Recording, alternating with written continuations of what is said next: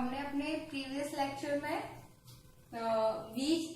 वीस इंडिसेस को डिस्कस किया था और हमने देखा था कि किसी भी क्रिस्टल के प्लेन के द्वारा क्रिस्टलोग्राफिक एक्सिस पे जो इंटरसेप्ट काटे जाते हैं वो इंटरसेप्ट आपके 20 इंडिसेस कहलाते हैं।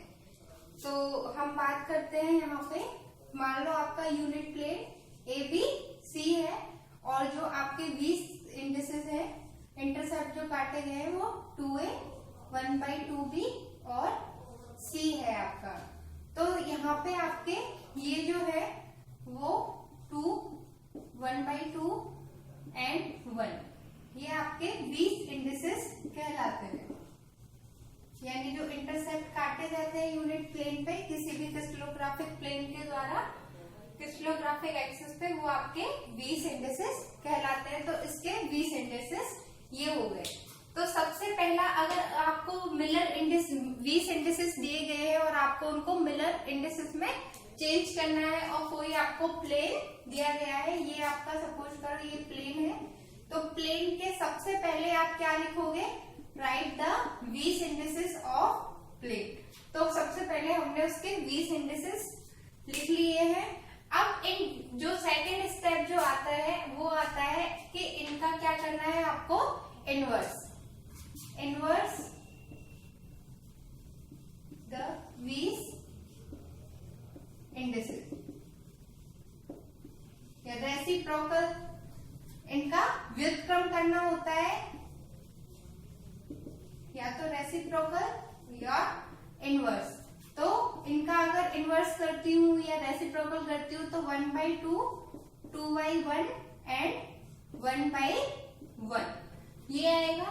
अब हमको इनको एक ऐसे संख्या से इंटू करना पड़ता है, मल्टीप्लाई करना पड़ता है, जिससे आपके जो इंडिसेस हैं, ये जो इंटीजर्स हैं, ये कंप्लीट इंटीजर में कन्वर्ट हो जाए। तो multiply by the number to convert full integer। तो कंप्लीट इंटीजर में चेंज करने के लिए अगर मैं इसका इंटू 2 से कर देती हूं तो आपका आ जाएगा 2, 4, 2। तो ये जो 2, 4, 2 है ये आपके कहलाते हैं मिलर इंडिसेस।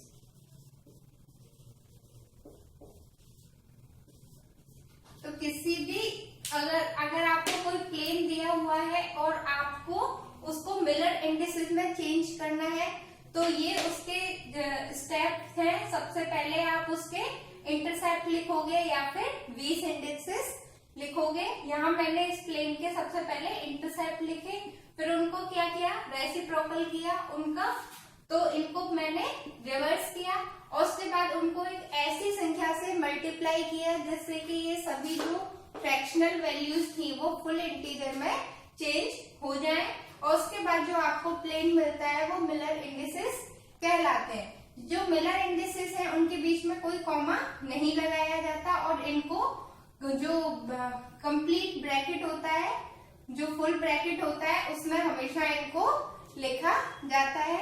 और इसका रिवर्स करके आप 20 इंडिसेस प्राप्त कर सकते हो और 20 इंडिसेस का रिवर्स करके आप मिलर इंडिसेस को प्राप्त कर सकते हो। तो हम यहाँ पे अलग अलग तरह और एग्जांपल्स लेंगे और उनको आप 20 इंडिसेस से मिलर इंडिसेस में कन्वर्ट करेंगे। सबसे पहले हम एक चीज और समझ लेते हैं कि जो आपके 20 इंडिसेस हैं, यहाँ पे तो हमने ऐसा प्लेन लिया है जिसने x, y, z तीनों एक्सिस को इंटरसेप्ट किया है। लेकिन कभी कभी हमारे पास कोई ऐसा प्लेन भी आ जाता है जो तीनों एक्सिस को इंटरसेप्ट नहीं करता। इसको एग्जांपल से समझने की कोशिश करते हैं। ये आपका क्यूबिक क्रिस्टल है,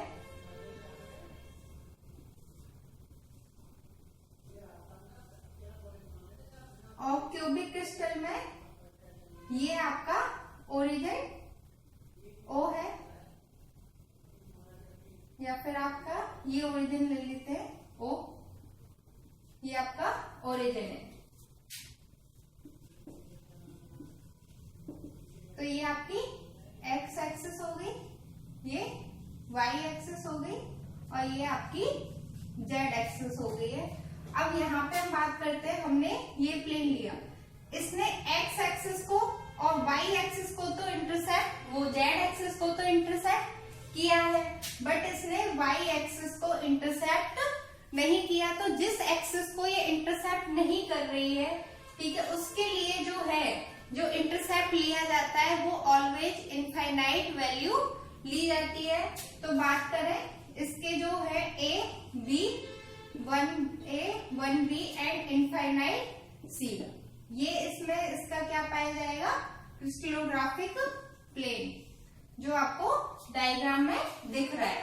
तो सबसे पहले इसके क्या लिखोगे आप, V सिंथेसिस लिखोगे। तो V सिंथेसिस के लिए इंटरसेप्ट इसका 1 है, इसका भी 1 है और इसका इनफाइनाइट है। अब जो सेकंड स्टेप आएगा वो है इनका रेसिप्रोकल। तो रेसिप्रोकल 1/1 1/1 एंड 1/इनफाइनाइट।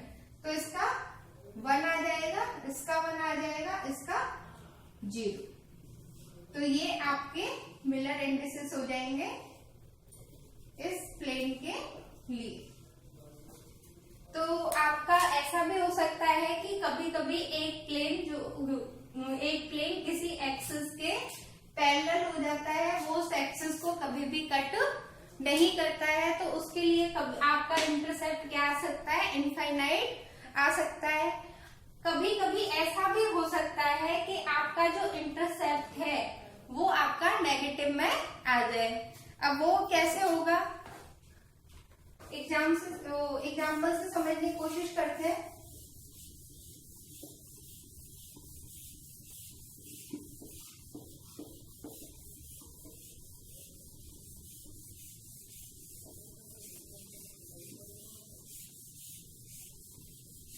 तो यहाँ पे ये आपका क्यूबिक क्रिस्टल है कोई,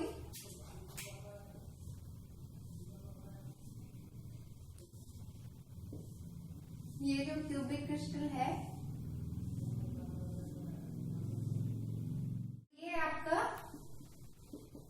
क्यूबिक क्रिस्टल है जिसमें एक प्लेन दर्शाया हुआ है और ये आपका ओरिजिन O है, ये आपकी वाई एक्सिस, ये आपकी एक्स एक्सिस और ये आपकी है जेड एक्सिस। तो आपका ये ओरिजिन है, तो आप यहां से डिस्टेंस को देखोगे तो x पे जो इंटरसेप्ट करता है वो a है, y पे जो अगर आप देखोगे ये 1a है और y पे देखोगे तो ये पॉजिटिव में नहीं है, जबकि जो क्रिस्टलोग्राफिक प्लेन जो जहां पे कट कर रहा है वो कहाँ जा रही है, वैल्यू नेगेटिव में। जैसा आप जानते हो कि क्रिस्टलोग्राफिक एक्सिस अगर आपकी इस तरह से है x y z, तो यहाँ पे आपका क्या होता है -y, यहाँ पे आपकी z की वैल्यू कहाँ रहती है, नेगेटिव में, और यहाँ आपकी zx की वैल्यू नेगेटिव में रहती है। इस तरह से आपकी क्रिस्टलोग्राफिक एक्सिस होती है। तो अगर आपका ओरिजिन ये है और प्लेन ने बैक साइड में यानी -y की तरफ काटा है इंटरसेप्ट, तो क्या हो गया -1b और z पे आपका 1c। तो ये इसके अगर आप v सिंथेसिस लिखते हो तो 1 -1 और 1 आपके आते हैं। इनका अगर आप रेसिप्रोकल करते हो तो रेसिप्रोकल करने पर आपका 1/1 -1/1 एंड 1/1 और कंप्लीट इंटीजर से आप अगर इंटू करते हो तो रिक्वायरमेंट ही नहीं है, क्योंकि आपके ऑलरेडी सभी क्या है, फुल इंटीजर में है। तो 1/1 इस तरह से आपके मिलर इंडिसेस को दर्शाया जाएगा। यानी ये प्लेन आपका 1/1 का प्लेन होगा।